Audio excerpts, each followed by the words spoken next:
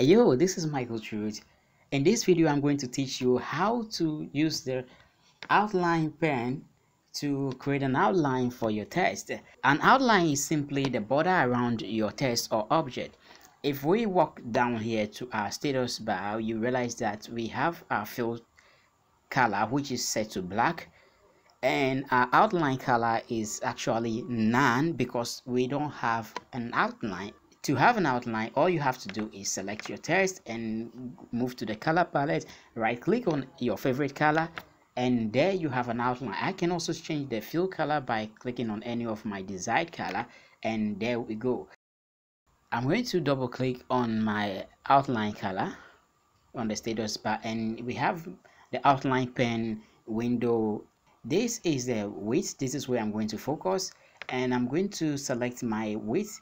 I can make it 36. That's very big, but that is actually not the number I want. I am going for a number 4. You can choose any of the number like 10, and let's look. That's quite okay, but let's choose 4 here. Now if you look at my text, you realize that we have sharp edges. Well, I don't want sharp edges, so what I'm going to do is I'm coming to the corners here, select round corner, and there I'm going to have set behind fill, and that what is going to do is going to make my outline color be behind the actual text that we have already typed. Then I'm going to click OK.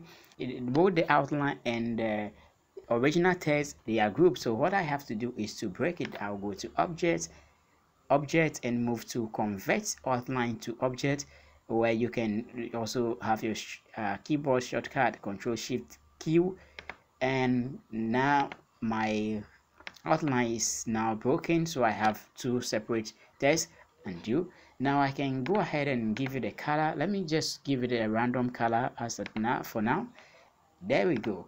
Now I'm going to click on our outline, not the original color, the outline, which is the pink one, and I'm going to double click on the outline color again to have my outline pen.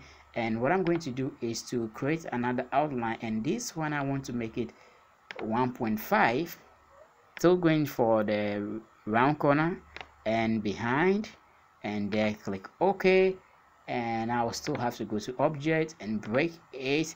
There we go, and I'm going to give this one a color blue. Beautiful. So now I'm coming here to give this my original color blue.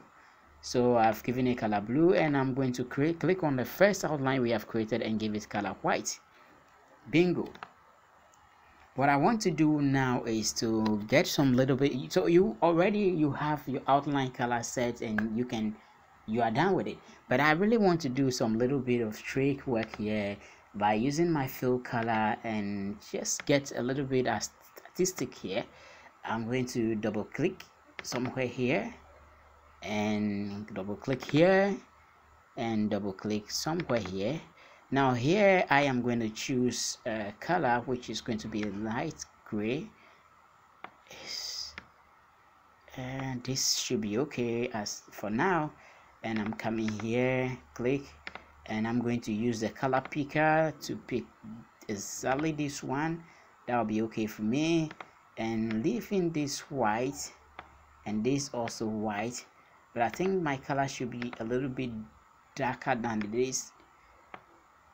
Yes, this one should be cool, and I'm coming here as well doing the same.